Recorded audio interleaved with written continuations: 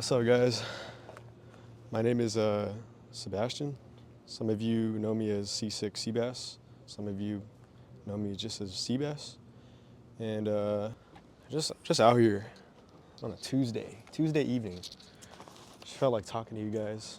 I know usually I do POV videos, and at least on my YouTube channel. And on Instagram, I usually just post photos, some reels. But I felt like today I wanted to embrace my inner Corvette owner, set up a launcher and just yap.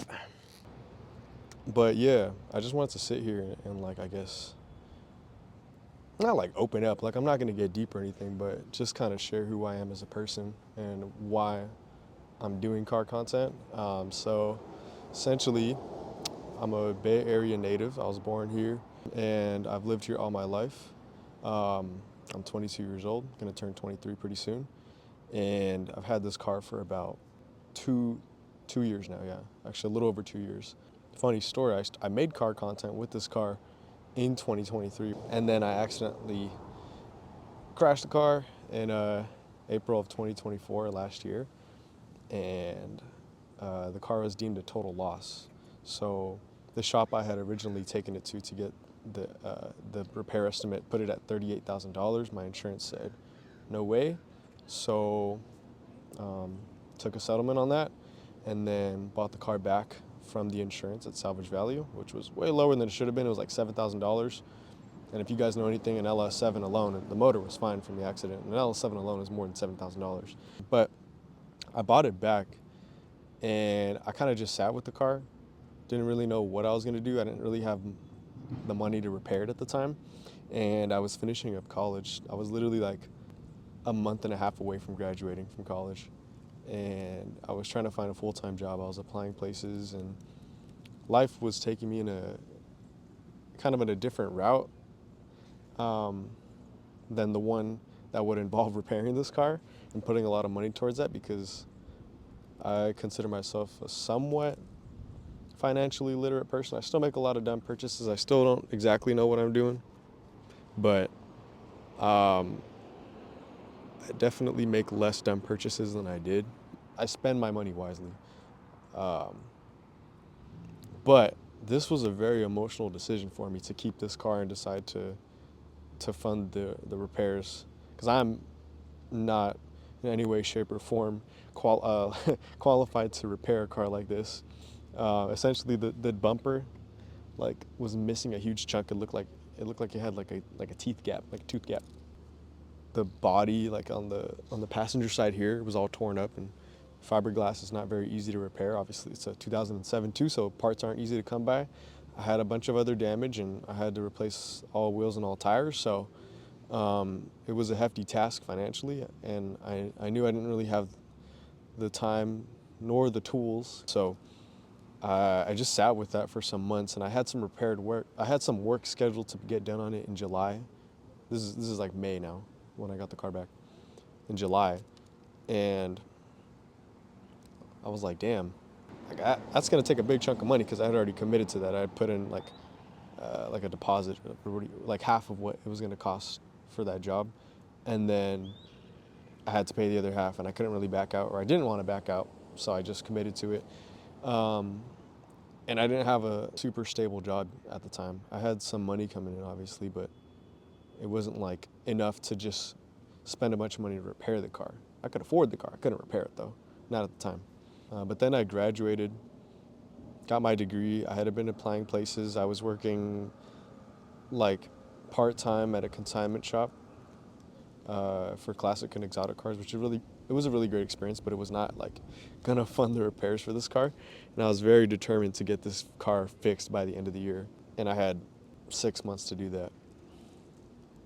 But I kept applying places. I worked on my resume, and eventually I landed a pretty solid like first job out of college, really close by too. Like my commute was literally 5 minutes, and I worked for the company for like 10 months, but I worked at that location for like half a year? Yeah, half a year. And I didn't really spend a lot of money during that time. I just saved, and I did my research, and I found people that had the parts I was looking for. I found a reputable shop through my job in, I believe, October, and then I started getting things together, and slowly but surely, new wheels, new tires.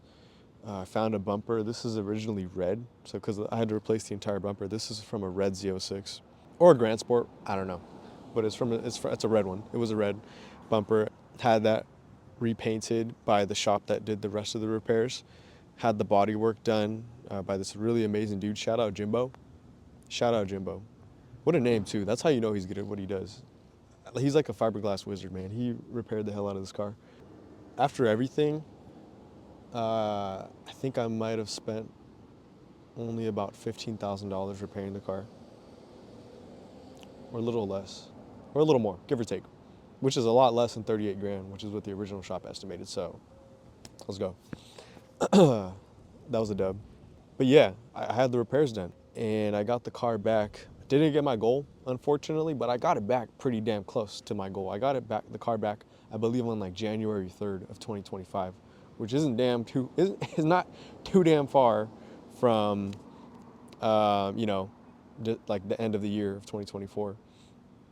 But yeah, I got my car back and I was just enjoying it for a few weeks. I was like, damn, I'm gonna drive this thing everywhere. I was just filming like videos of my car for fun because I enjoyed the way it looked and I was happy to have it back. And I was posting those on TikTok. And I started seeing like these YouTube videos on my feed of like people with like nice sports cars, but they weren't necessarily like huge influencers or anything. And they were just posting really chill car content. And I was like, damn, that's actually pretty neat. At the time, I did not have the time to be like on some influencer shit and just film a ton of videos and like go all in because I was still working that job that I had secured back in the summer. So that kind of gave me the encouragement I needed to start a YouTube channel, and then I started an Instagram shortly thereafter. Actually, I think I had the car Instagram at the end of December. Now I think about it, but I didn't really like start posting a lot until I got the car back in January. I was just like recycling old content, or I think I have even taken some pictures while it was still under repairs, but I had like a gap in between where I had the car for like a couple days. But yeah, so like I started posting stuff on TikTok, Instagram, and YouTube Shorts, and I even started recording like POV driving videos of myself with the car. Like I got this crazy setup. Y'all wouldn't believe. It's not comfortable at all. It looks goofy as shit, but it works. And people were like, "Oh, what camera do you use to record your YouTube videos?" I was like, "Dude, it's my phone." They're like, "Oh, how do you mount it?" I didn't even want to explain to them. It's embarrassing. I'm still not gonna explain it. Maybe one day, but it's hella funny. So I just started posting my real shorts and TikToks, and some of them started kind of popping off, but not really. But I wasn't really in it for like virality. I just wanted to post my car and make some friends, and I started making friends. I made friends at car meets. I made friends online. I met people who have the same exact car I do, which is kind of hard to come by, at least where I am. Actually, I haven't seen a singular Ron Fellows Z06 ever in my life aside from this one. So it's not exactly easy to find like twin, but I found twin.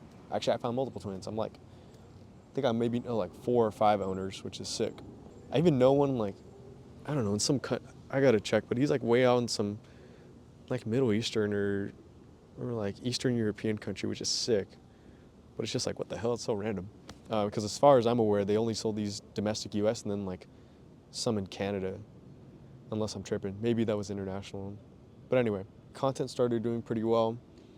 And I was having fun with it, and I was working my job and like, saving my bread, because at the same time that I had found the shop that I wanted to repair this car with, I had also started to formulate ideas of starting a business. I had always wanted to start a business since I was literally a child, and I committed to the idea of one day trying to start a business when I was 18, but I didn't see it through, or I didn't start to see it through until October of last year.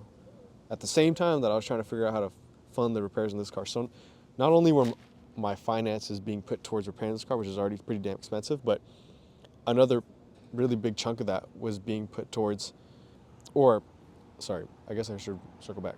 I wanted to save a big chunk of money from work to use to fund my business.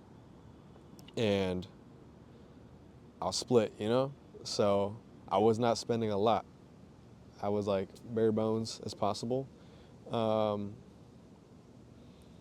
But I saved my bread. Obviously, I got the car back. And after I got the car back in January, I didn't really spend any money on it aside from like a few things here and there, like, well, maintenance, some maintenance stuff that I had to get done. And then, you know, like an exhaust and some like this splitter and the skirts. But that's like, it's nothing. Okay, it's not nothing, but it's not like, it was not incredibly expensive or outside of my means. Like I wasn't financing shit. I didn't have to. I just had some extra cash that I wanted to spend on the car. But point is, I was not spending nearly as much as I did at the end of 2024 because I was not repairing the car. The car was back. I was just paying insurance and obviously gas, and like that's about it, and the car parts. So I started to save my bread again, just like I did last time. Except this time, I wasn't going to use it to repair a car. I was going to use it to start a business. And I did that. I used Shopify. I kind of started it as a drop shipping model. Eventually, I started pivoting towards like a private label brand, I guess you could call it, where I hold physical inventory and it has my own labeling and this and that. And I'm still actively working towards that. So like that transition is still ongoing right now. But what I'm trying to say is like while I was working my full-time job, which was honestly more than full-time, I was working like 45 hours a week minimum, which is not much more. I'm just saying it was not like a 9 to 5. It was like technically like a 8 to 5. And also at the time, this is 2025, the last 4 months that I worked at the company, I was working at a different location, and I was working like these crazy shifts. Like I'd start at 6 a.m. Sometimes, or sometimes I'd get off at 11 p.m. and start at 2 p.m. on those days. It's not like I was going 6 to 11 p.m. That's insane. But point is, like, my schedule was very volatile, and I was trying to start a business, and I have 2 cars that I'm paying for. So it was a pretty busy time for me. And I was fresh out of college. So fresh into the work world, never started a business, just a bunch of new things being thrown at me like boom, boom, boom. But for the most part, I was putting those challenges on myself. It's not like they were being thrown at me and I didn't have any say in it. I'm like the type of person that takes responsibility for every action I make and every circumstance I put myself in, because it helps me. I feel like it just, like not placing the blame on other people or other things really helps me make the decisions that impact my life positively and change it for the better. But what a tangent.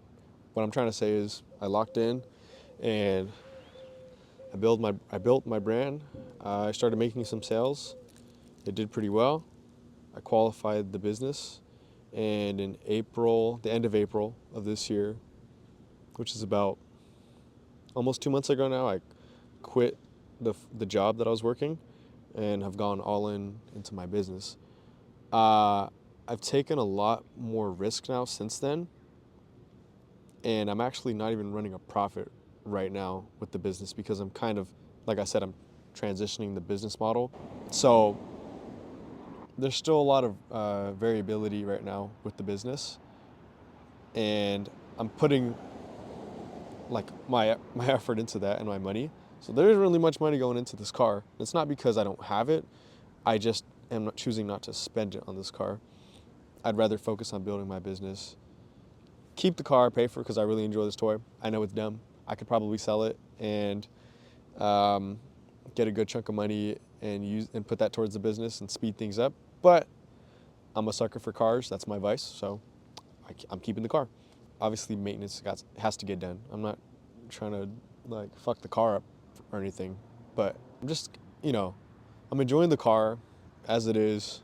It's pretty stock. It's mostly stock. Honestly, I'd call it stock. Some people wouldn't, but I would.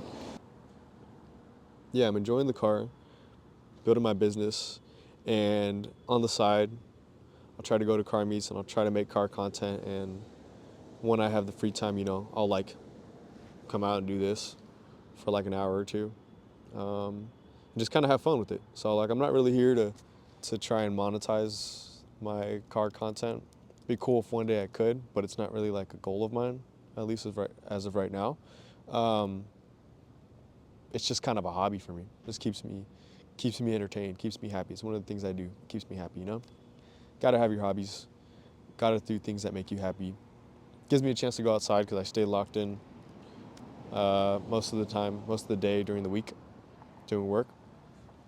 So, yeah, man.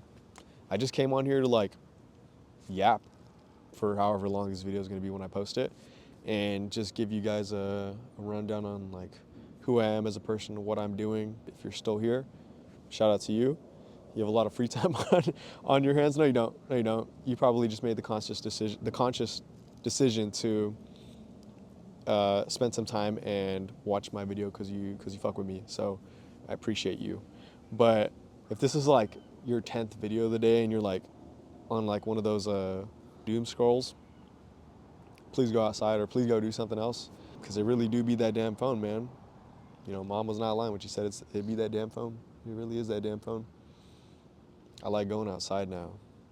I think because I spend so much time on my computer during the day, so like I just need a break from looking at a screen for a while after I'm done with work. And this is kind of what I choose to do with my free time. Yeah, that's about it. We're gonna head out now, but yeah, I appreciate you guys, and I'll catch y'all in the next one, man.